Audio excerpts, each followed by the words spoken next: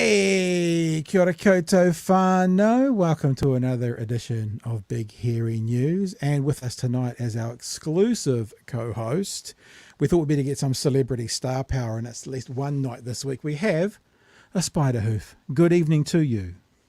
Hello, folks. How you doing? We're doing well, man. How you doing? I'm doing very good, thank you.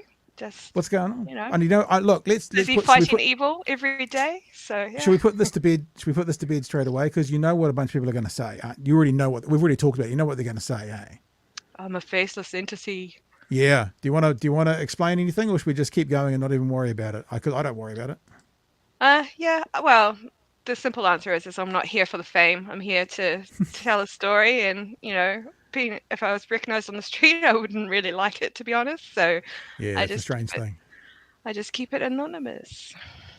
I was having a meeting the other day outside the museum in Dunedin, which is kind of situated in our one-way system right across the road from the main entrance to the university.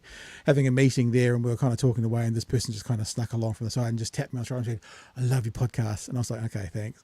Cheers." And they walked off, and they were like, the person was like, "What was that all?" Because the meeting was nothing to do with that. What was that all about? Yeah. And it is a little bit weird. I do find it a little bit weird, but people like what you do. They want to say hi, so that's nice as well. Anyway, people like what you do, Spides. I'm not saying it's not nice. It's just that that's not what I didn't know I'd be on a podcast a year ago either. So here we are. So baby steps. Maybe one day. This is an interesting point about the past year. I've just been having a look at some of our numbers and stuff, like where we were at a year ago versus where we're at now, and it's actually fairly exciting and interesting to see the growth. Then people like you, and I mean maybe Jordan was always massive, but like Paul Barlow and all these guys who are sort of doing this thing in the left ecosystem now, how sort of since mid-year last year it's just gone. I mean, you've seen that as well, eh? Yeah. There was interest before the election time frame, but during the election time frame it just went stratospheric really for a lot of people. So I mean, just like Bomber said last night, that the mainstream media isn't doing enough, and so somebody has to fill that gap. And I never thought it would be me, but sometimes it's me, sometimes it's you, sometimes it's Jordan or one of the other wonderful people who are working in the similar space as us. So yeah. Yeah, it's fascinating. And as Bomber was talking about last night with I guess the thing of News Hub porting over, and we're assuming going to disappear. It'll be really interesting to see what happens after that to the news echo chamber ecosystem as well. Yeah. Gosh. All right, let's first of all just start off as we often do by saying huge thanks to our patrons. Love you guys to bits. Thanks for being on board. Thanks for being a part of what we do. We've had a newbie join the team, so I want to say a specific thanks to Ewan McPhail. E-U-A-N? Ian, probably Ian actually. You pronounce that Ian. It's probably the Celtic spelling of it. Ian McPhail, who came on board just today actually to be a part of what we do. If you're interested in being a part of what we do, if you're interested in supporting the stuff that we do, you can always head to patreon.com/Big Hairy News to be a part of the team. Hey, Spides, I thought we would start tonight's show. And look, everyone knows you, obviously, but I thought there's somebody in the chat right now going, "Who's Spiderhoof?" Oh, really? Yeah, Dion. Where have you been? I thought what we might do to start off with is we might actually show one of your recent clips, to give, if there's one person out there who hasn't seen your stuff. It's also very pertinent to the world of politics at the moment. Let's play one of yours, and then we can get on with some news stories of the day, of which this is probably highlighting some things anyway. So here's some content from Spiderhoof if you haven't seen Spiderhoof before. Prime Minister, could you please tell me, how much control do you have over your Deputy Prime Minister? Look, I mean, as I said to you, we're in a three-party coalition. We have different leaders and personalities that will express things in different ways. But what I can tell you is I'm very proud of our coalition government. Students at Freiburg High School yesterday making their thoughts towards David Seymour clear. No one really liked him. But what I can tell you is I'm very proud of our coalition government. But what I can tell you is I'm very proud of our coalition government. And prosperous future. Did you copy and paste your speech?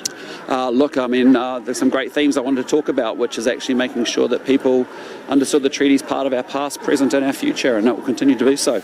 But why did you copy and paste your speech from the year before? Did you not pick up the mantle to listen? We've got some great work to do, and that's what we're going to carry on doing. But why did you copy and paste your speech? But what I can tell you is I'm very proud of our coalition government. Yeah, and we go back to feeling a bit of a burden to our family and friends once again. That's horrible to hear. Thank you very much for your time and explaining that this morning. That's Debbie Ward from CCS Disability Action. But what I can tell you is I'm very proud of our coalition government. As someone who has given his life to bettering the health of his community, how many lives would the smoke-free legislation have saved? So look, I've seen numbers of 4,000 to 8,000 is what I've seen reported in the media as numbers that the smoke-free legislation may have saved. But what I can tell you is I'm very proud of our coalition government. But can I just say to our viewers, Do you what like how I is made a wrong face with back? political debate? Because at the pith of this issue, Jenny, for those of us who are Māori, we're entering into a debate with every other New Zealander. Over the next 15 years, what role is the Treaty of Waitangi to play? What role, if any, is iwi to play in constitutional matters? I'm horrified the Waitangi Tribunal apparently is currently conducting an inquiry into the Constitution. That's why I want the mandate of the Waitangi Tribunal review. But these are political matters. And we have a system where the sovereignty rests with the voters of New Zealand, not with iwi. But what I can tell you is I'm very proud of our coalition government. Repetition used to get told in radio when you're making adverts. Repetition shows importance. So I get the important message out of that is someone's very proud of what they. I wonder if they really are. I mean, you know, we talk about people like Chester Burrows, and you see it in America a lot. Once people leave the Republican Party, they then all of a sudden seem to grow a heart and kind of often push back against what they are saying. I wonder if he is actually proud of what they're doing, because it would almost be worse, I think, if they're actually proud of it. Well, that would be worse than someone who is pretending. Oh, no, Luxon just thinks he's the best thing since Muldoon. So, you know, he actually believes that. He actually believes he's doing a good job. But that's because he lives in the echo chamber of his sponsors. Madness, yeah, like I said, because if he was just pretending, I mean, it would be horrible as well, but at least you'd know that they were aware it was crap. But if they actually believe it's good, then that's just, sheesh, that's just even worse, isn't it?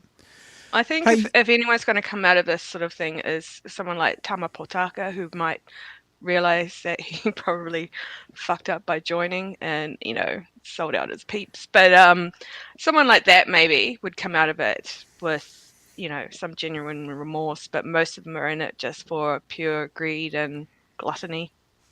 It is interesting to think what's in it for you. I mean, we've heard of politicians before who, like, the week after they lost their position as a politician, they were off working sort of minimum wage jobs.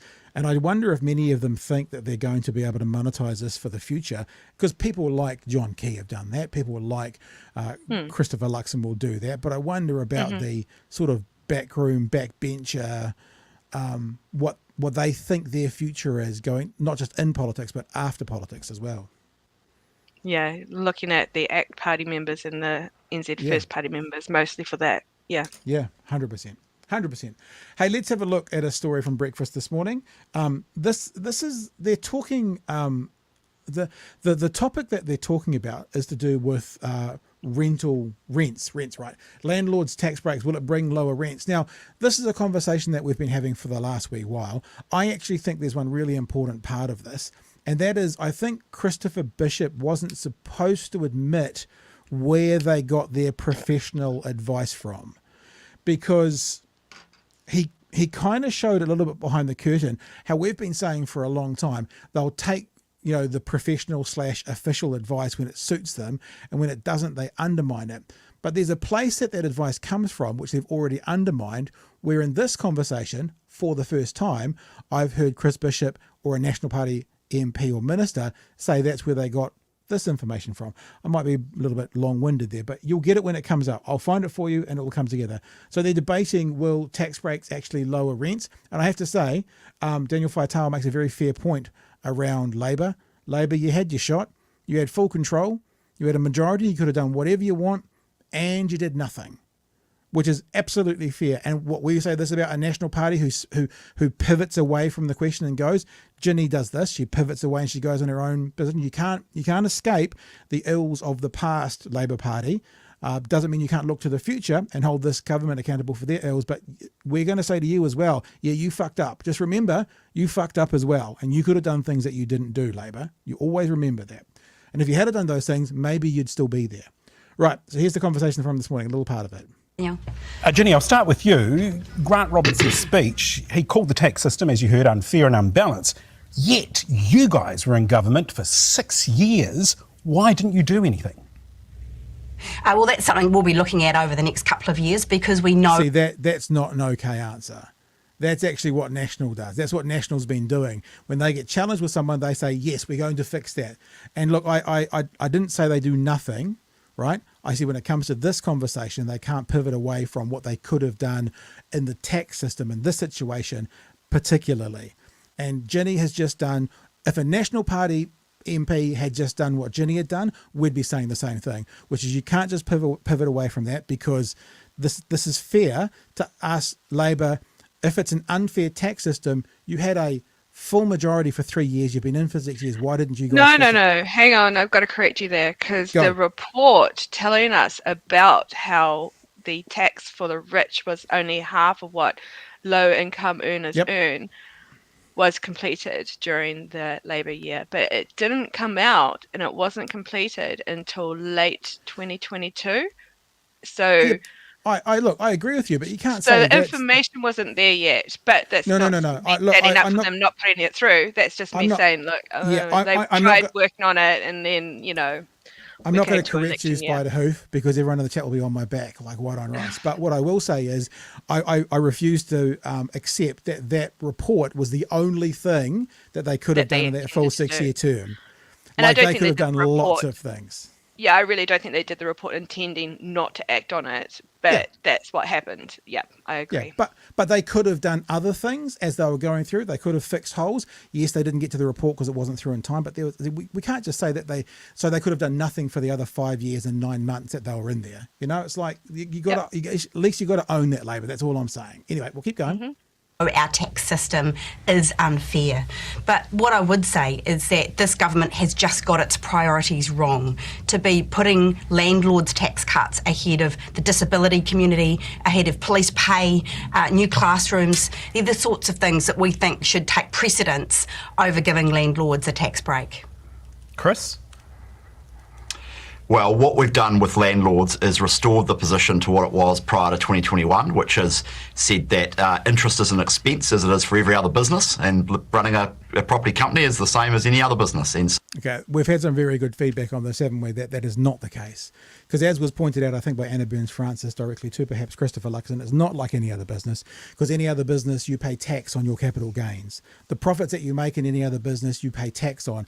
In housing, you do not pay tax on your capital gains. You pay tax perhaps on your income, on your rentals, but you do not pay tax on the capital gains. If your company value goes up, you pay tax. If your property value goes up, you do not. So we've got to make sure we keep saying, Spider Hoof, that it's not like any other business, especially when it comes to taxation. You want to jump in on any of that? Absolutely correct. That's all I need to say. Because now they think we're arguing in the chat, so I'm going to be nice for a minute. No. No, we're not an echo chamber. Arguing. I'm only joking. No, because that's exactly right. And, never in the history of rental values has it gone down for any significant amount for any significant time, and it's only ever gone up. That's it. That's all. That's all it'll ever do. It'll just keep going up. Yep. And listen, if they keep saying something that's wrong, reporters, journalists, interviewers, you must keep saying that it's wrong. It was a great line when it came out the other day. I think it might have been Anna Burns-Francis. I'm not entirely sure. But just because they say it again the week after, the talking point doesn't mean, I know you've said it before, TVNZ, but you say it again. No. It's not like any other business. Other businesses pay tax on their capital gains. Housing does not. Mm-hmm. Right, we'll keep going. So it's a completely legitimate tax situation that we are returning to. That will put downward pressure on rents because you saw a lot of landlords exit the market because of increased costs because of that tax increase from the last government. So I think it's a good thing to do. And of course, we want to lower income tax over time as well. And you'll see more about that in the budget coming up at the end of May. The big problem that we've got in New Zealand is a spending problem. And that's why we're very focused on bringing discipline back to government spending and making sure that the big debt we grew during the last 6 years, we get under control because we don't have a lot to show for that borrowing. The Treasury themselves have pointed out that there's absolutely no link between giving a landlords a tax cut and lower rents. That's just not true. There's no evidence there. All it means is more money in the pockets of landlords, and those renters don't get passed on that benefit. What we think is $2.9 billion going towards tax cuts for landlords at a time when the disability community aren't getting frontline services is just not fair to Kiwis. Well, Chris, I can see you shaking your head there, but Ginny does make a point. The official Treasury advice is that the interest deductibility restoration puts downward pressure on rent. So that's not. Well, that's what they say. Trickle down doesn't work. You just said the Treasury said that doesn't happen. If you should go and read the regulatory impact statement, it makes that exact point. So, did you hear it, people? Did you hear it, Spides? Did you hear what Christopher Bishop told us we should go and read? I'll play it again for you if you missed it. So there is 3 little words in there that he says. Have a listen again. You just said the Treasury said that doesn't happen. If you should go and read the regulatory impact statement, it makes that exact point. So, now I don't know about you, Spides, but I haven't heard anyone tell us yet where their official advice has come from. Chris Bishop told us this morning that their advice that the interest deductions are going to put downward pressure on rent has come from a regulatory impact statement. Those are the 3 words he just said. You should go and read the regulatory impact statement then. However, his boss, our hairless leader, says that regulatory impact statements aren't worth the paper they're written on. In fact, he went so far as to say we're cancelling regulatory impact statements because even if they were going to get written, my ministers wouldn't read them. Now, why is it good enough for Christopher Luxon to say regulatory impact statements are no good, we don't want them, we're not going to use them, yet then where it's something that they can use to push through their bullshit narrative, all of a sudden, you should go and read the regulatory impact statement. What are your thoughts, Spides? They contradict themselves constantly. I don't think they even care if they are contradicting themselves. And I think they fully are aware of it as well. And if you don't mind, while I'm on the show, can we call them Baldylocks? Baldylocks, sure. Yeah, up to you. It's my favourite. I like our hairless leader because that works as well. But Baldylocks, let me just make a note. Go and make a note. Baldylocks, BAL. But it's just, I mean, we've said this for a long time that they will use professional official advice when it suits. But I think today, maybe I'm the only one that thinks this is a significant deal, that they have been talking down regulatory impact statements. They've refused to do them. In fact, we found out a couple of weeks ago there may be an issue with one of our free trade agreements for doing that. But when push comes to shove, they've also been using them. So it just goes to show, for me at least, another level of bullshit from these guys, another level of ridiculousness, and another level of hypocrisy when it's not just official advice, but it's literally the documents that they've told us aren't worth doing is what they're using. Yeah, I mean, I've seen Seymour outright refute science-based information going, that's not for us. I don't believe it. It's not for me. So for them to pick and choose or cherry pick or decide that we're just going to say something for the sake of it, even if it's not true. And I think in this interview, it turns out that his statement from the regulatory statement is not actually true. So I just think they rely on a thing called, we just hope nobody looks it up, basically. And so they did that all throughout their campaign. Said anything they wanted, just hoping that nobody actually did the math on it or actually investigated it, and then just continued even after someone pulled them up going, this isn't true. So yeah, they just don't care. There's just zero credibility on their moral construct of their information that they're providing the public. But I think what you're saying is so true, and what you're saying from my perspective is where the media has fallen short in this whole equation. I know I've said this before, in fact, I might have even said it last night, but when they talked about their $240 a fortnight claim on the first night that they released that, we were talking about, man, that up to is carrying a lot of weight. Now, just remember, people, it says up to. We were the very first night we were talking about it, and of course 6 weeks later the whole media cyclone came around. It's not 240 or 250, it's up to. It's like, yeah, that's what they said on night one. And so there's this element that the media has let us down as well. As much as some sector of the politicians thinks the media is against them, and the media is, they also haven't helped us that much in some aspects of just being lazy, taking the headline, and perhaps believing what the politicians are saying without doing that due diligence, as you're saying. Yeah. But also there's such a tornado of them going on at all the time that it's actually not that easy to keep pinning them all the time as well. So just recently I've worked out that this thing called On This Day in TikTok, and it pops up whatever video you did on this day a year ago. So I've only been on TikTok for a year, so that's why I've only just learned about this thing.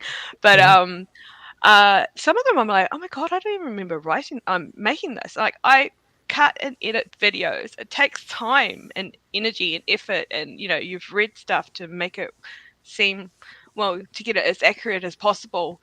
And I'm like, I don't even remember doing this video. This is a great video. So started putting them back through as an On This Day via Instagram, because there's so many things that you can't possibly keep up with it all the time. Yeah, it's really interesting to see and also what has been going on. Bunch of people talking obviously about what's been happening and what people are doing. A couple of super chats that have come in. Mr. Alex for $10, thank you sir, says, did you know many residents in Woburn who live on White's Line East, Richmond Grove, Wakefield Street are worried because Chris Bishop is pushing for the construction of the Cross Valley Link in Lower Hutt? I did not know that, and I don't know if many people did, but now is it Mr. a bus Alex, link? I guess for a mere $10 advert, you've been able to tell everybody that. So, yeah, I'm not sure. I guess what he's saying is people are worried about some of the projected or the projects coming up under this national government. A little $2 one there from Junk Rig Sailor. Labour needs a Bernie Sanders type leader. Well, see, I think the reason that they don't have that is the Greens fill that gap. I mean, what the Democrats are in America, New Zealand has Bernie. In a combination of the Green Party. The Green Party are the progressive Democrats, what would be in America. So we sort of do. We have two of them, in fact. Just not. I absolutely love Bernie, but I'm really tired of old men in leadership roles.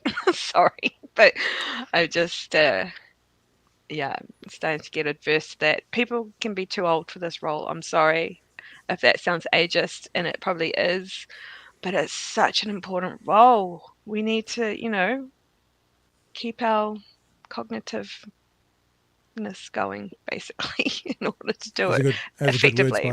Cognitiveness.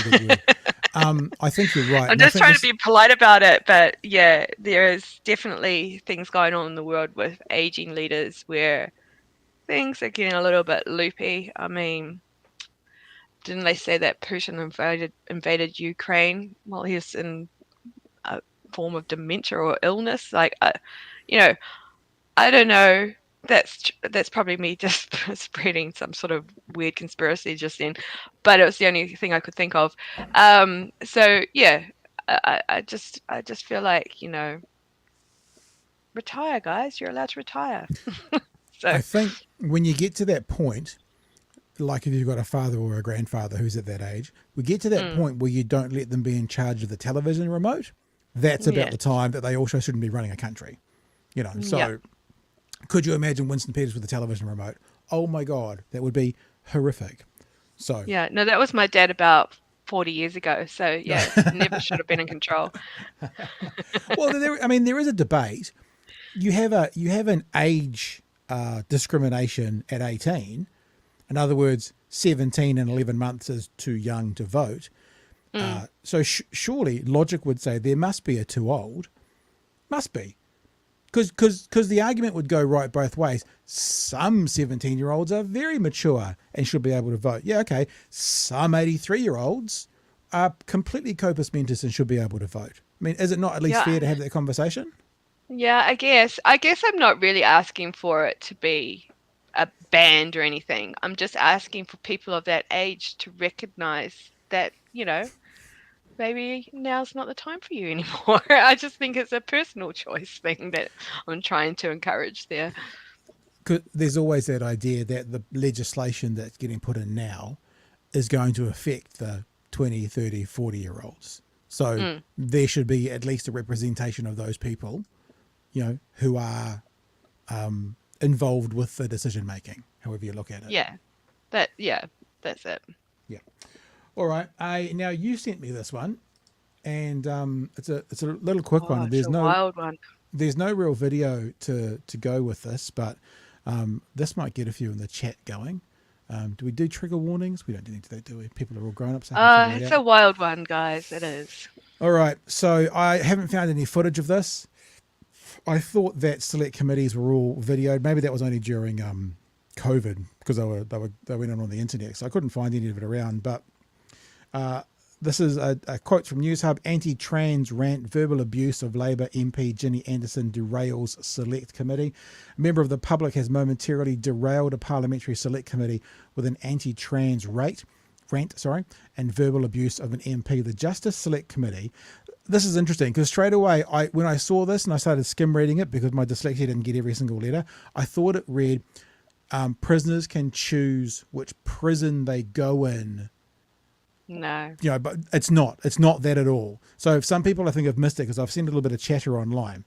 It says this: the Justice Select Committee was hearing feedback on a bill which would have given remand prisoners more access to rehab programs.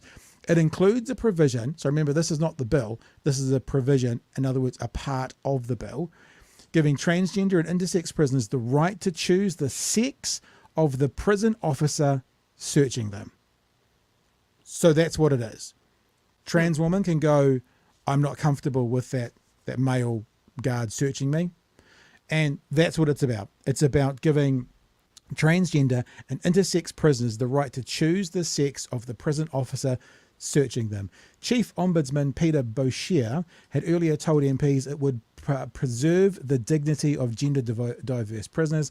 One of the submitters, introduced as Rex Landy from a group called TAW, voiced her strong opposition before attacking Labour's Ginny Anderson. Security breaches happen all the time. I don't know how this would be a security breach, someone searching you. But anyway, and no, I'm not here to answer questions from you. You get men out of women's jail, which is, as I said, it's not what it's about, and stop this bill. It's a load of rubbish. And as for you, Ginny, you're a fucking disgrace. I don't know how to pronounce those stars, so I'll just say fucking. MPs on the committee groaned at that before the chair, National MPs Rangatai James Meager, stopped the submission. Thank you for your time. We'll end that there. Sorry about that, Ginny, he said. That's all right, she replied. I don't know, it was quite that tone. Before you go to the next page, though, can you say to me, Pat, what did you think she was dressed as when she turned up? Oh, what was she dressed as? Plain clothes? No, some kind of costume. Yeah, all right. Do you know? You know why next, guys? I don't know, but, we'll see, I guess, maybe in days to come. Yeah, maybe someone needs to owe that. So again, we'll just continue on. Landy had previously appeared at select committees to oppose the Births, Deaths, Marriages and Relationships Registration Bill and the Conversion Practices Prohibition Legislation Bill. So she wants people to still be able to pray the gay away.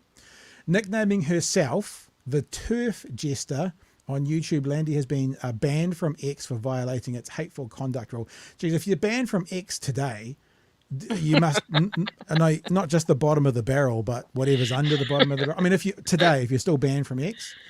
In a later statement, Anderson said select committees were a place for respectful and robust discussion on matters before Parliament, and any disorderly behaviour during a committee was totally unacceptable. So no, we're not going to talk too much about the person who is the submitter, but this is her, and yes, of sound mind, is something that comes to mind when talking about this person. But if you don't recognise her, she's also the sister of the woman trespassed from New World Otaki, even though the New World Otaki disputes the supermarket's version of the events. You remember the story from last year. Woman was trespassed from supermarket for wearing a T-shirt with the words "Men aren't women, even if you squint." According to reports circulating online, the action was taken when a transgender member of staff took offence at the T-shirt, and obviously the Otaki New World are saying that she was offensive and the behaviour was deemed threatening. I'm paraphrasing that word. I'm not saying that was the exact accusation, but I suspect it would have to be more than just the T-shirt for to be turfed out.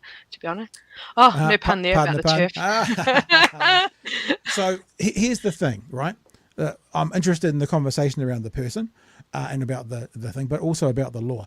I mean, it's not about males, females being in female-male prisons. It's about a person saying, I don't want that sex to search me, which I think is pretty much the way it is now. I feel like if I was in prison, I'd get that choice. So, you know.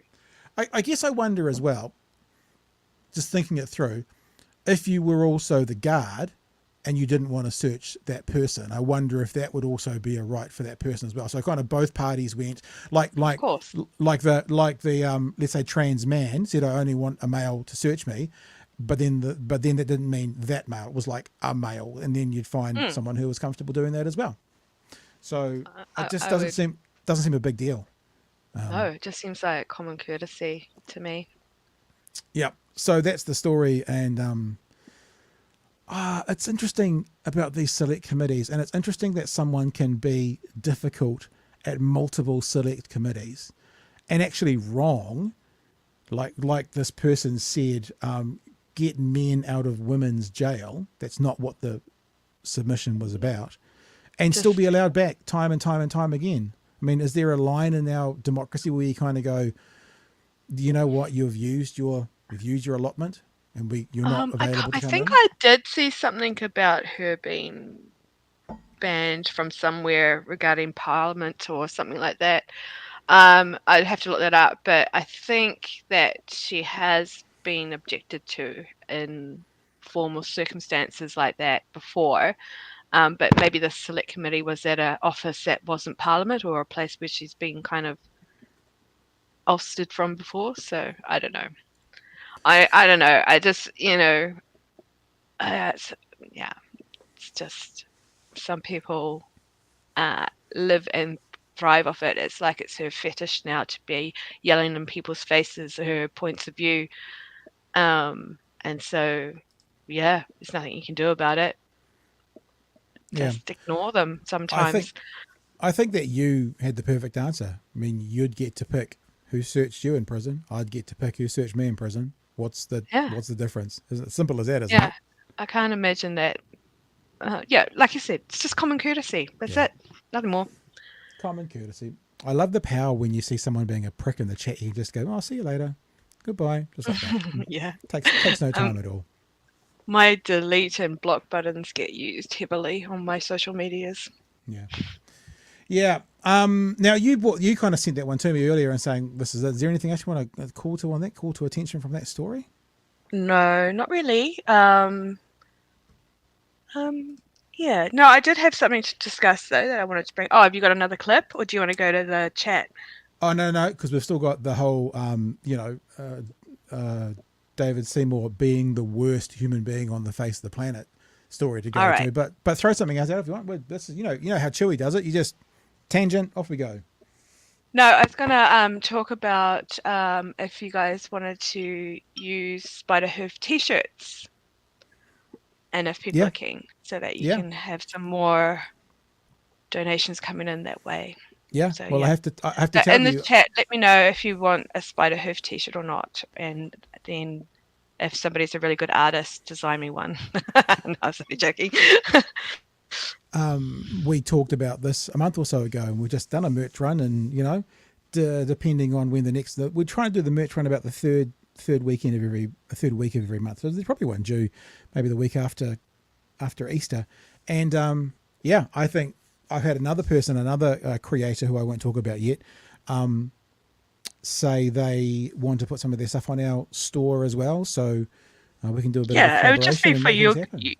It'd just be for you guys, funding and stuff like that. Like, you do what you want with it, basically. But yeah, if you guys want a spider hoof mask, Tahi Professor, he has the best username I've ever seen in my life, to be honest. Hi. Yep. How does it feel a bit different? Does it feel a bit different being in the show, looking at the chat, rather than being in the chat looking at the show? Yeah, because I don't know that I'm always reading the chat, because I've always got multiple screens going and I'm just listening to you guys in the background. Yeah. Because I have attention deficit type behaviors, I guess. But yeah, so it's quite different being on this side. It's cool though. I like it. Let me just say before we go to the last story, before we open up the chat, I've just put the chat link in the thing again. It's in there. So if you want to come and have a chat with, I know, I'll just be blunt. If you want to come and have a chat with Spiderhoof, it's okay. It's okay. I'm comfortable with it. Hop into Discord. The link's just gone into the chat again, and come over here into the waiting room. If you're watching, you'll be able to see where it is. Put yourself in the waiting room, and after the next story, if there's some people there who want to have a chat, we will. And as I always say to Chewy, and it never actually happens, if there's not, we'll just have an early night. But it never actually happens. So, it's funny, eh? Last week I said that David Seymour is reaching superhero levels of villain. You know, he is doing and saying things that you think, Batman, The Return Down Under's coming out next year. You're going to be the villain in that. It's actually that level. And much to, I think, my disgust, if I'm blunt with you, he hit out again today on the news of literally hundreds, I think 350 and then 112 from the department, of New Zealanders losing their jobs. Mr. Seymour, our next Deputy Prime Minister, said, good. That was his response. So let's have a look at the story from News Hub tonight. As well as that, the government is going to slash more than 350 jobs at the Ministry for Primary Industries and 180 at the Ministry of Health. So the axe is beginning to fall on the public service. In response to the hundreds of people losing their jobs, David Seymour reposted an ACT Party tweet saying, good. Can we just pause there for a second? I mean, what the actual fuck? When you reach that level of villain, that you make Christopher Luxon look like the empathetic one, you know how far you've gone, Spides. Yeah, it's gross. It harks back to the "Today's a good day" tweet when Roe versus Wade. Roe versus Wade, yeah. Yeah, it's just, I don't know. I think he's trying to outdo. I honestly think he and Winston are having a little battle of the bastards as far as who is the most important in the headlines each fortnight, basically. Like, they're having a little, back office whiskey beer. While they're having their back office whiskeys, they're having little, game challenges on who can be in the press the most or whatever else, because that's all they're trying to do, I think, is just be the biggest dick. Yeah. And I'm not sure who's winning yet, to be honest. Maybe we should keep a scorecard on it. I don't know. Well, they are one-upping themselves. I mean, is this a one-up from the referencing the Holocaust? I mean, the Holocaust is pretty damn bad, but I mean, we're going to watch the story now, and I know sometimes I spoil them by talking about them before we actually watch them, but he gets challenged pretty well by Jenna Lynch. We'll have a look at what they had to say about it, eh? Political editor Jenna Lynch begins our coverage of a big day for the economy. This is the front line of the backbone of our economy, the Ministry for Primary Industries. Today, it became the front line of job cuts. It's really tough. And I really identify and I empathise with those individuals and those families.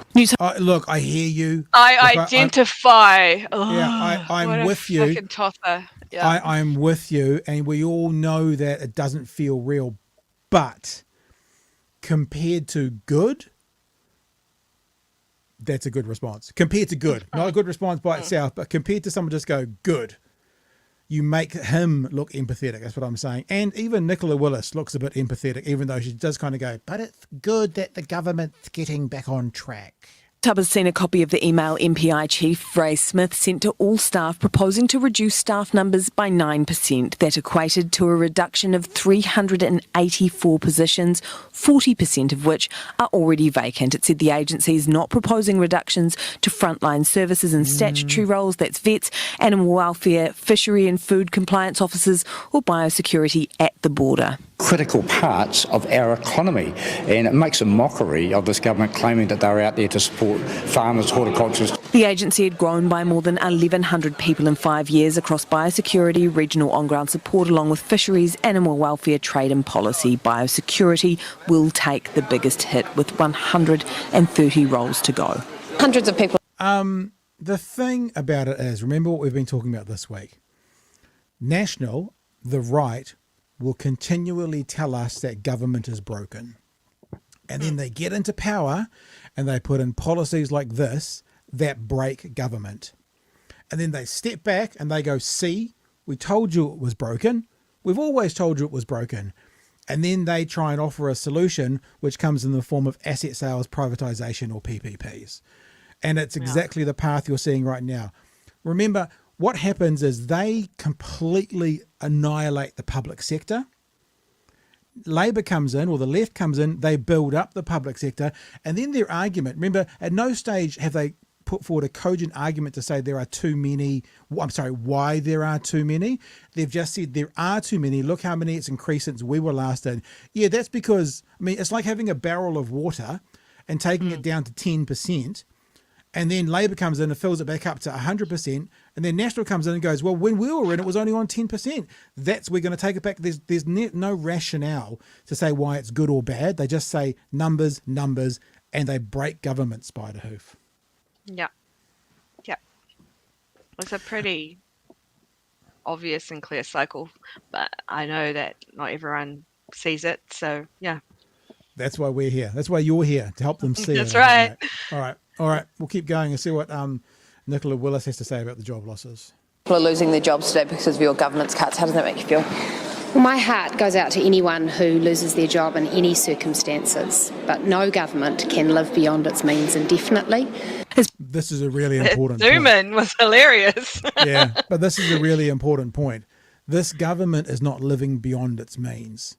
This government is making choices, and the choices are austerity in some areas and prosperity in others. This government is not on the bones of its ass. This government is choosing to give $2.9 billion back to landlords at the cost of workers, at the cost of people with disabilities, at the cost of people who are in emergency housing, at the cost of people who are in state housing. Right? So we are not going to accept or believe about government living beyond their means when you're choosing to take $3 billion out and go, here you go, landlords. So if 384 jobs is out of our means, so is the $3 billion. You can't have it both ways. Sorry, Nicola. Yeah, exactly.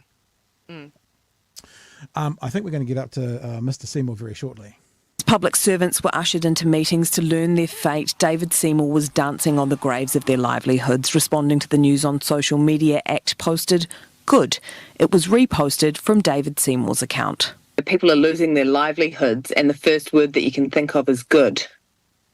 I'm talking about a story where excessive government waste that's damaged every New Zealander's livelihood over the past 6 years is coming to an end, and that is good. So that's for David Seymour to talk to, but what I can say to you is, today, it is a tough day for people. Would you walk up to someone who just walked out of the Ministry of Primary Industries today and got told that they lost their job and say good to their face, or do you just bash it out on the internet?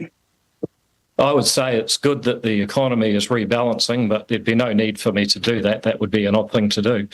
But you did do that. I mean, that's the classic... It is an odd thing to do, David. Why'd you do it? That's the classic internet troll who wouldn't say it to your face, but would say it on... It's the cowardly internet troll.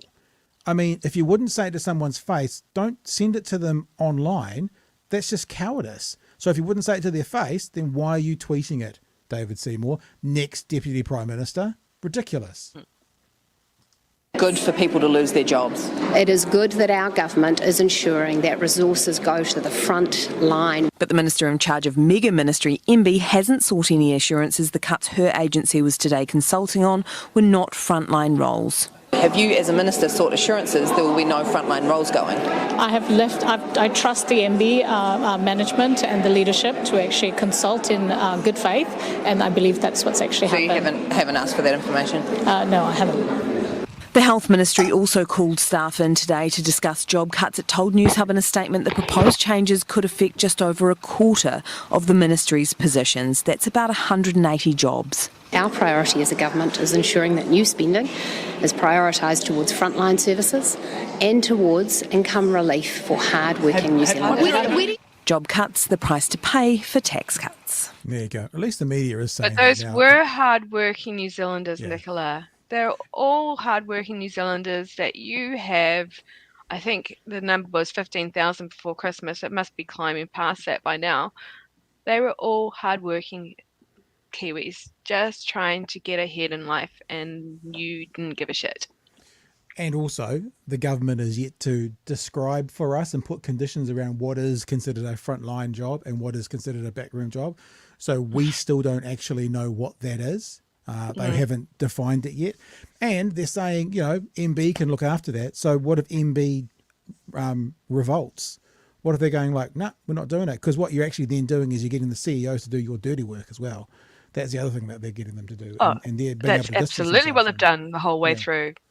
Pushed it onto somebody else's shoulders. Just like they gave DHB's goals, whatever they call them, it's, so many hours in ED and everything else. I'm just like, so you're doing nothing, government. You're actually just giving them a list of things to do and then making them sort it out. But they've already told you it can't be done. Oh, no, it's just, I'm going to start ranting. I don't want to. I don't want to. Yeah. I do wonder, and we talked about this last year, I do wonder if some of those CEOs just didn't do what they were being told to do, what would happen. I mean, they'd probably get removed and they'd put someone else in there. But if they're honestly saying we trust these departments to make their decisions, why don't the departments just, okay, well, we'll lose 3%. And they happen to be the ones that the positions aren't currently filled. I said this the other day that I met someone in the weekend from, it wasn't MBIE, it's one of the MSD it was, who said very clearly that he'd been in the job for 5 years, so he's only been in the job under Labour, and that he was told by a whole bunch of people in the office that wait till National gets in, then you'll see what austerity looks like. And since that has happened in their offices, there's cutbacks, there's no more funding here, there's, it's that quick. It's that quick that it's in there and it's going for it. So it's madness. Yeah. Madness, I tell you. It's heartless, basically, as well. So, yeah. Yeah. Your tangent before, was that just about merch, or is there anything else you want to get off your spider chest? So I'm also going to start up a Ko-Fi. I've actually started a Ko-Fi, but I'm going to sell things on it because some of my friends are quite good at donating things to me. And so I'm probably going to launch that soon to sell things. And, if they want to make donations, they can. But mostly the reason I'm doing it is so that I can help support some of the protests and marching that's going on now. But particularly, I believe that we're going to mobilise and be marching a lot in the next short while, long while, whoever knows how long. So yeah, I'm going to start trying to find ways that I can help support people to get to the places that they need to be able to protest things like, could have sent people to Hawera last week to protest the mining there and all that sort of thing. So so that's my other thing, is that watch this space. There's going to be a Spider Hoof Ko-Fi that has things that I'm selling on it to support others. Nice. And I guess is the best place to still find you, obviously, TikTok? No, not so much. I'm more in Insta nowadays. I've probably picked up Twitter a little bit more as well. No, I don't call it X, that's right. So I'm starting to gather some followings on Insta, but that's where I like to hang out the most these days, because TikTok, it's getting a bit overzealous with their reportings and things like that. It's not worth my time to be dealing with those account warnings and stuff for things that have no reason to be, pinged. So yeah. Yeah. No, I hear you. We started doing lives on TikTok and doing lives of the show, and we didn't get a single show through without it getting taken down because obviously someone complained, and then they strike you, and then you have to appeal it. And so I still use it for my clips, but I'm moving away from doing lives there as well. I hear you. Yeah. I hear you. I mean, I still post in there, but it's very mellow stuff sort of thing. So. Okay, a couple of chats that have come in. Another one from Junk says, better an old Bernie type than a young Brooke Van Velden. Brooke Van Botox. Yeah. Sorry, I'm so nasty to them. I'm such a bitch with these names. Sorry. Well, that's because you can, because no one knows who you are. Secret squirrel. You are you are like the superhero. Take your glasses off, and all of a sudden no one knows who you are. Is that what my merch should be? Is a cape, not a t-shirt? Now we're thinking. Peter sent through a couple of little $2 super chats. Thank you. This is talking about people in government. Just skip us Gen Xers and go to the millennials. But Peter also says this: I hate feeling this angry all the time. I do worry about that sometimes, Spider. Do you worry about that at all? Because the content we're putting out, sometimes we need to be informed, but it's also, it's not light and fluffy. Yeah, it's not. It's just always doom and gloom, to be honest. But what else is there going on at the moment? But every now and again, I find a nice clip, like Grant Robertson's speech yesterday. Fucking marvelous. Anyone, you should all go watch it. You laugh, you cry, and then you laugh again, and then you cry some more, and then you laugh again. It was just amazing. So there's some beautiful spots in amongst it all, which is great. But yeah, my whole social media identity is, hey, look at these really evil bastards, but constantly the whole time. And it is quite hard to just do that so much, to be honest. But then every now and again, like on your show, somebody will give me a shout out. I'm like, yes, this is why I do it. People are listening. I hope that I'm helping. I can, and to not do this right now would weigh more heavily on my shoulders than doing it, having to watch all this shit and then make edit videos out of it. So No, I feel because I care. I work at a government department. I'm worried I will be told to let go of staff. Madness indeed. Says, because I care. Thank you for the $5 super chat. And JK just saying, the $20 super chat says, these spider hoops were made for marching, and they'll march all over you. There you go. True that. It's a good song. Yeah, that song goes straight into your head straight away, doesn't it? I wonder if I was supposed to be kind of a teenager of the 60s. I dig that music, Vietnam era music. It's called the protest music. Well, no, you dig it because all the movies for us in the 90s were full of Vietnam, late 80s and 90s. There was all the backlog of Vietnam, songs. So you are 100% clear. That is 100% sure. All right, team. Hey, let's open up Discord. We'll be here either for as long as it takes to get through people who are on Discord, or a short time if there's only a couple of people. So what you need to do, in fact, let me just change this so you can see, is jump onto Discord. I've put the link in a few times, and come over here. You can see where Aiden's in the waiting room. I'll put yourself in the waiting room, and I can see Sam down there. Sam, it says you're napping. If you want to talk to us, Sam, you need to put yourself up into the waiting room.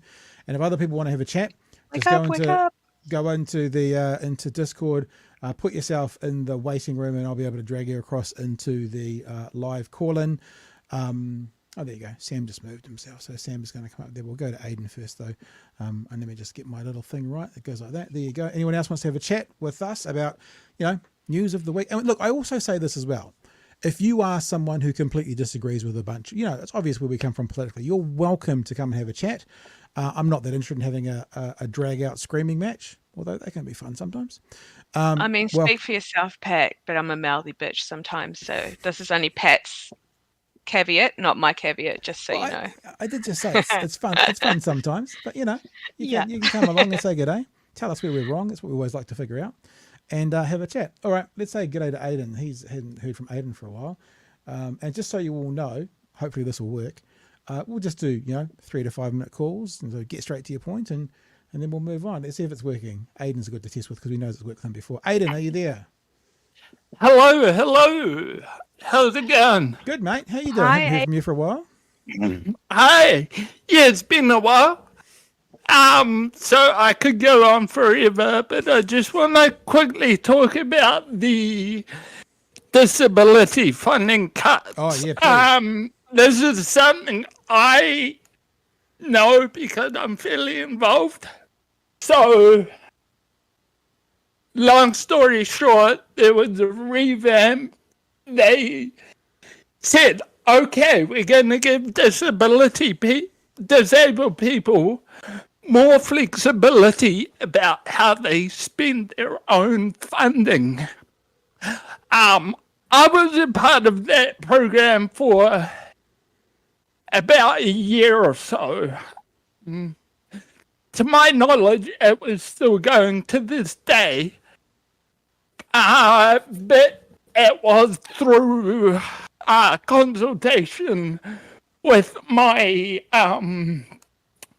coordinator that I stood down from it, because I'm quite fortunate that I got to a point where I didn't need the funding. And the fact that the rules are so chillaxed is completely bullshit. That pissed me off the most. So let's go back to when you first get on it, you have a conversation with someone. You go, and you think of areas where it could help you. And then that's a process. And then you set up a bank account, they transfer a pre-agreed amount to that account. Now, every time I wanted to use it on something that wasn't pre-approved, I would call my case manager. Now, this is different to MSD case managers. It was a whole new thing. So every little thing I did was still,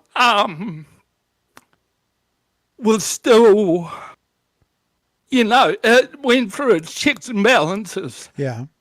And they would want the financial records from that as well.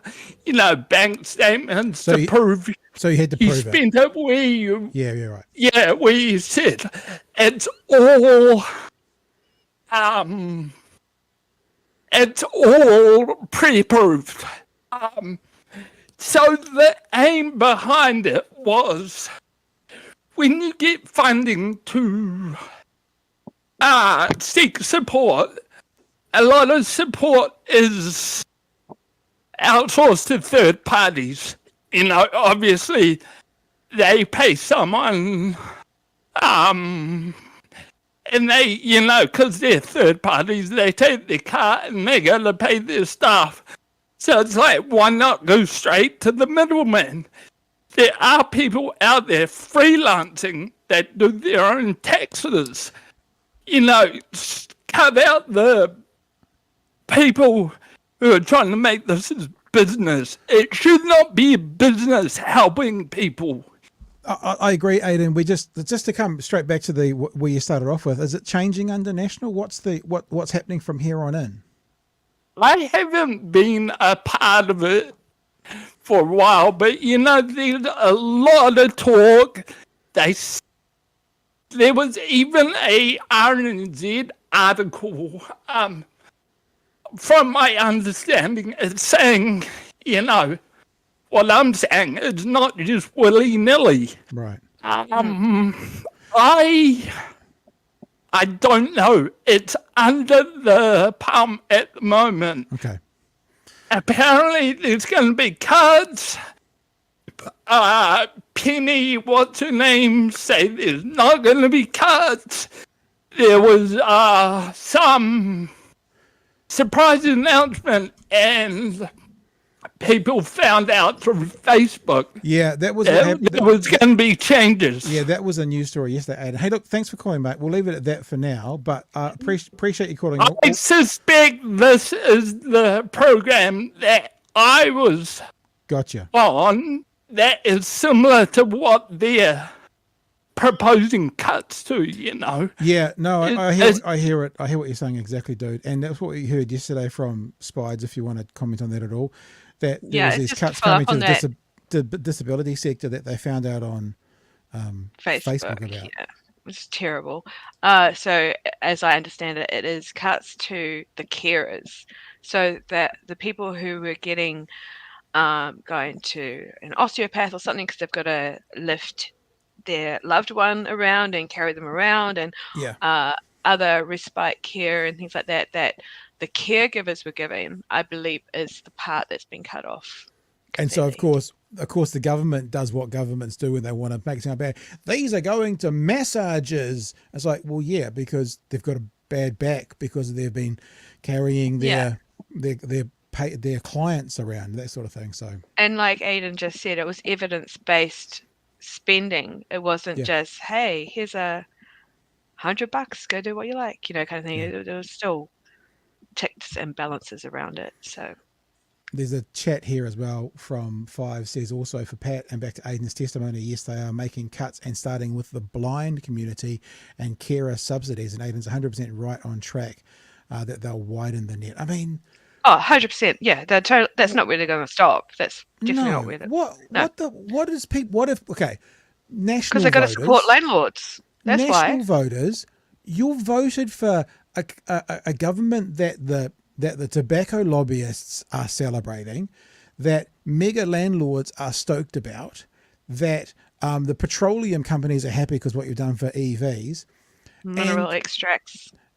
Yeah, the mining companies are happy about, and now we're going to be like crapping on blind people. Like, honestly, I've said it 3 times now, but superhero villain kind of stuff. It's just out there. It's just out there. All right, got a couple of other Who's people. Next? Sorry, am I keeping you something, Spider? Going. No. Chop. I like talking to other people. All right, I'll shut up then, and we'll say g'day to Sam. Sam, are you there, mate?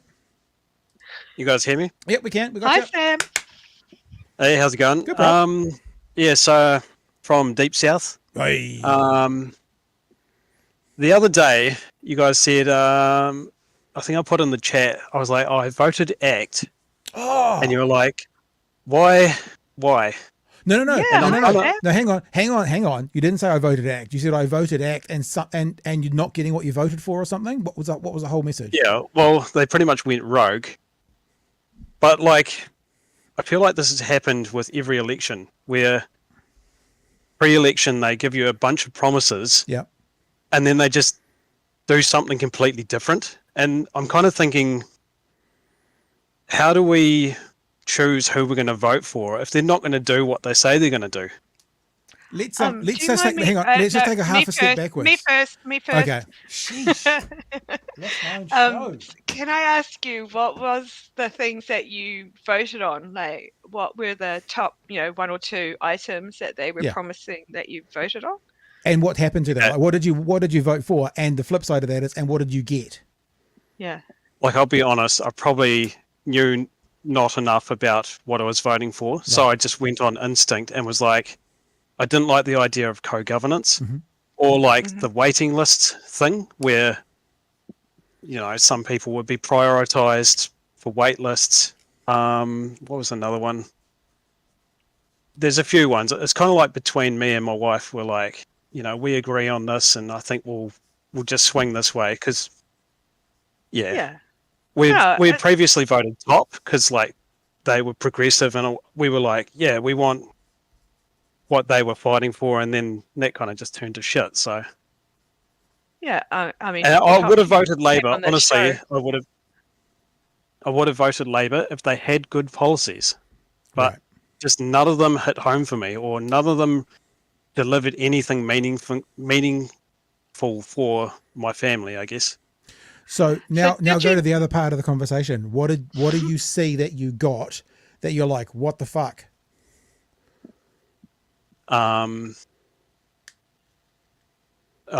The smoking. Right.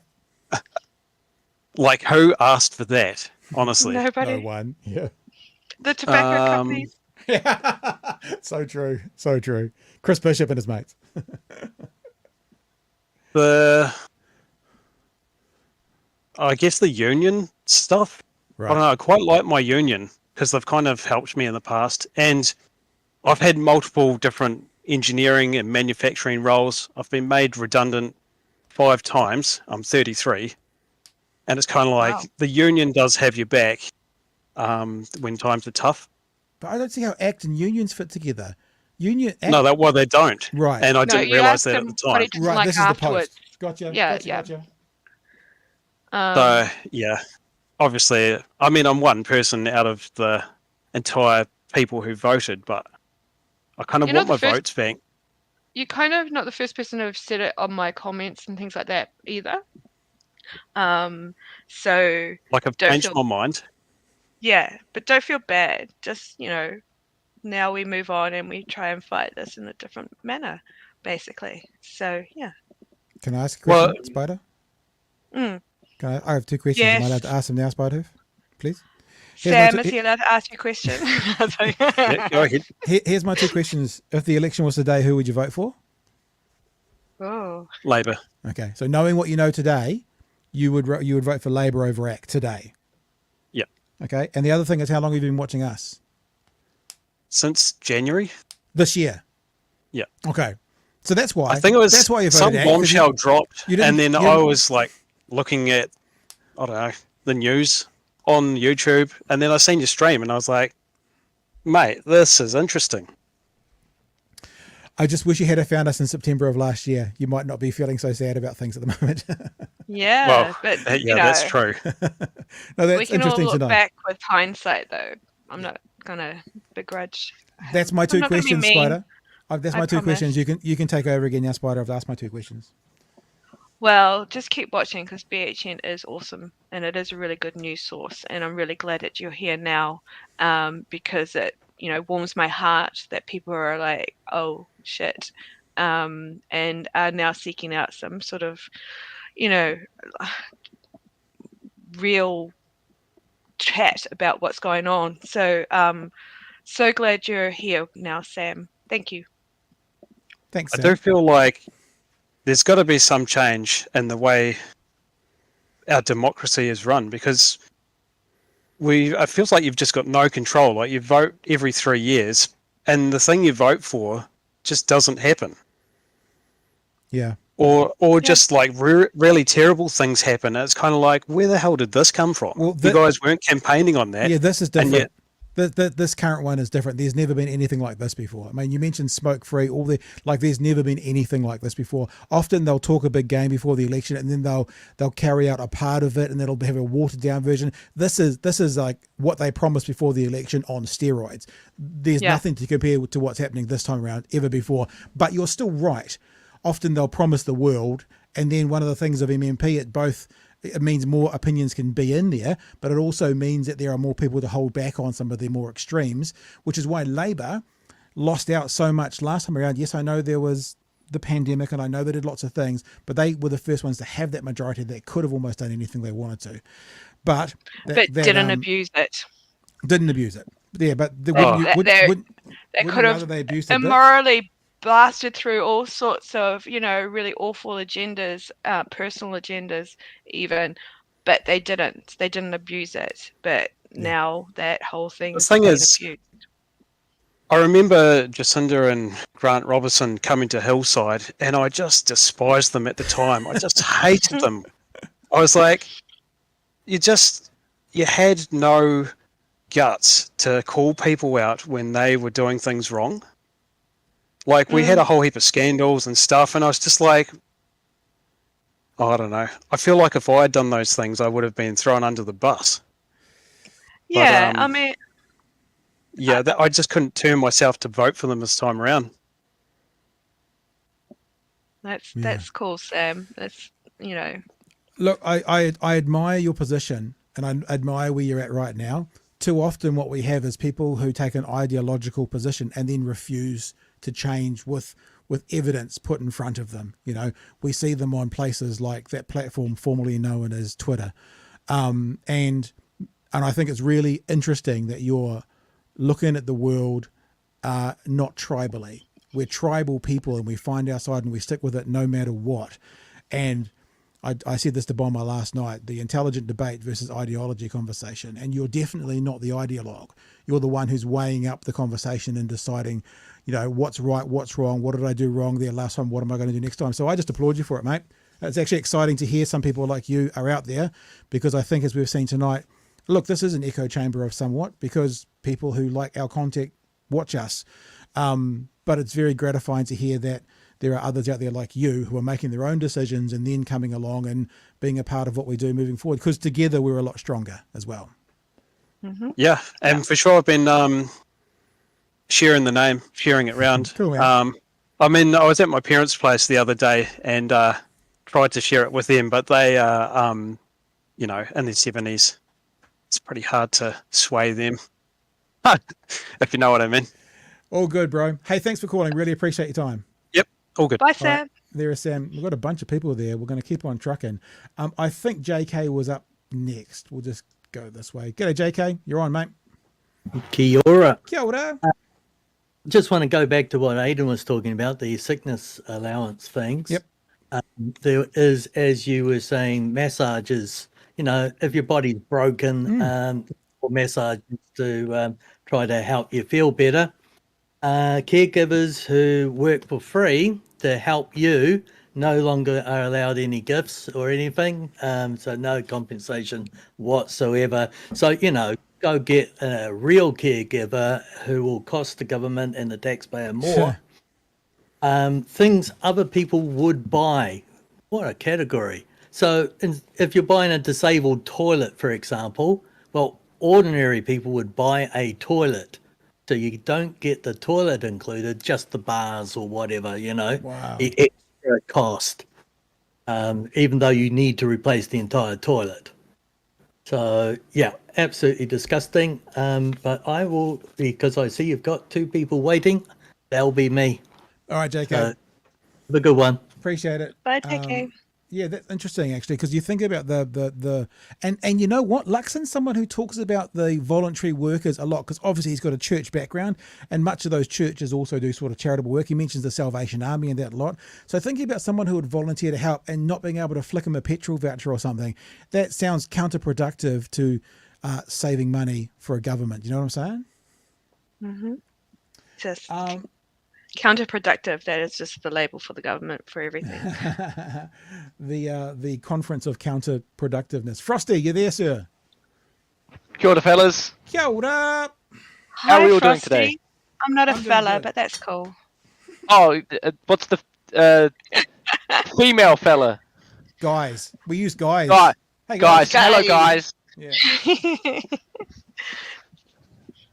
What's up? How are we doing today? Let's hear you. I'm sorry, Frosty. I was down your throat right away. I'm sorry. My first question, as always, is how are we all doing today? Good. Very good. And I just wanted to comment on the. Oh, I'm doing pretty well. I'm just going to comment on what was mentioned earlier about, you know, how democracy doesn't seem to be working in this. With this current government, and just now I wasn't born at this time, so you fellas can correct me if I'm wrong. But if you look in the early 90s with the Alliance Party, with the National Party, with the Labour Party when they were around, this was very similar. Something very similar happened then, when with National and just carrying on with what Labour did in the 80s with the whole neoliberal reforms and opening New Zealand up with free markets, and you saw protests of unions, of farmers, of Māori. People were sick of it, right? Because what they would do is they would campaign on something, and then when they get in, they'd do something completely different. And I can't remember when I saw this from, but ages ago I saw that there was polling at the time where Alliance was polling ahead of the top two main parties, or maybe one of National at one time and maybe Labour the next time. But and then if you look a couple of years later in 96, I think it was, MMP was introduced because of these parties campaigning on something, and then once they're getting in, they're doing something completely different. MMP was meant to make our country more democratic. And if you look over the last 3 years, the same thing seemed to be happening, where these parties, they're campaigning on whatever they were campaigning on last election, but then they introduced something that was never campaigned on, like the smoke-free legislation. No one knew that was coming, and I'm pretty sure a lot of people wouldn't have voted National or ACT or New Zealand First or whatever if they knew. You know what happened there, though, right? What happened there? Winston shut down the 15% for the foreign buyers tax, but had to tell them a way to go, well, we still need money, so what's another way? Oh, smoke free. Yeah. Stop that. And dare I speak positively about this man? But Winston Peters, last year during the campaign, he said that this election was an inflection point, right? And I think he was right. Not in the way he was thinking, but this election being an inflection point. Because if you look, for the longest time, Māori have been squabbling between themselves, hapu and ngapuhi, litigating each other, suing each other. But when this government came in, all the personal grievances in Māoridom were put aside. Everyone else were all the grievances with each other, with the Labour Party and the Green Party. All that was put aside to hate this government. They somehow did it. Somehow, they unified Māori against one cause for the first time since Dame Whina Kupa, and that's an achievement they should hold in high honour. That they somehow managed. Frosty, imagine with that thought process that you were just doing, is that the inflection goes so far the other way that we end up with a Green Party leadership next term.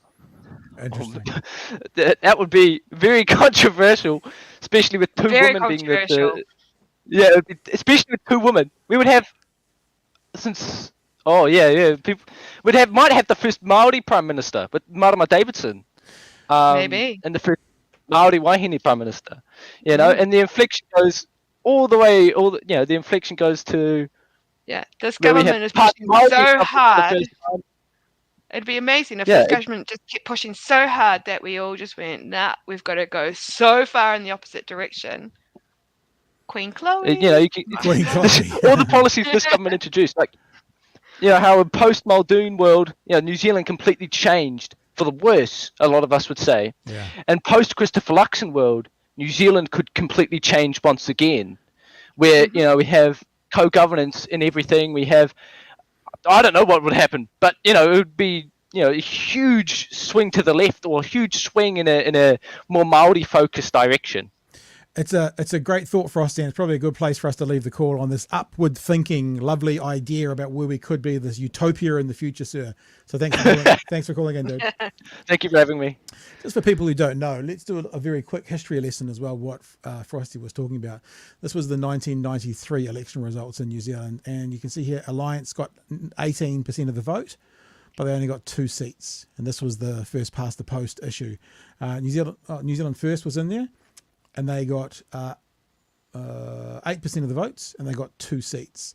So this is one of the reasons that they went to MMP. This is the election that you voted in for the next election. Would it be MMP? So that was one of the reasons around it. So yeah, because if you win 18% of the votes and you only get 2 seats because you have to win a seat, then you can see why people think that like spreading it about proportionally is going to give you a better representation. That's what it was all about. We've got 2 to go, and it's okay. We're going to be out of here within 10 minutes, so we'll have these couple of chats. You can have a couple of minutes each, guys, and then we'll head off for the night. Josh has been there the longest, I think. G'day, Josh. Turn your mic on. Come on in. Hi, mate. G'day. G'day. Hi, Josh. Hey. How's it going? Good, mate. Not too bad. What's up? Just wanted to come on and say, this is my first. This is my first election. This was my first election voting, and what a shocker! Welcome to the wild world. Yeah. Yeah, no way, Jesus. Come in and come in first time voting, and it's just hating Māori, hating the disabled. It's insanity. Well, you know how And important your I vote want, is now. yeah, no, I know. I did vote for Green. Thankfully, found you guys back in September. Did we influence your vote? Did we? You did, actually. You did. And I wanted to say, Seymour. I thought he was before now. I thought he was just some goofy dude, but I get what you like. But you guys are bang on with the supervillain stuff. He's like, feel like I'm looking in the eyes of a psychopath whenever I see him around. Oh, I know who he is. He's Red Skull from Hydra. That's who he is. Yes. Yeah, he's gonna next time Winston one ups him, he's gonna rip his face off. Expose the real him. Winston will probably banish him to some planet somewhere, just like Red Skull. Yeah. Yeah, exactly.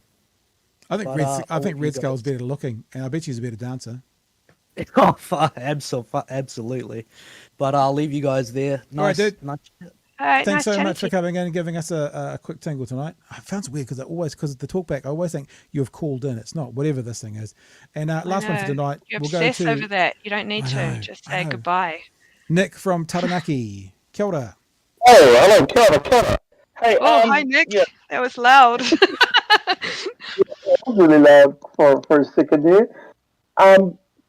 So I don't really have anything to really complain about. I wanted to actually just jump in there and say, I'm really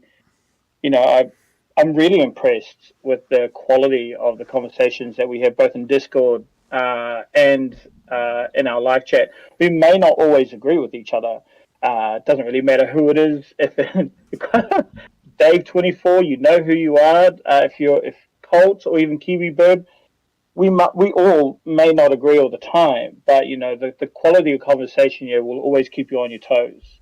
Oh, that's good. Good to hear. Yeah, and I don't know if he's actually come out and said this yet, but it really paints a really beautiful future for if what we have to look forward to are people like Frosty. He's only year 12, possibly 13 in high school, which is astonishing for someone like me. Exactly.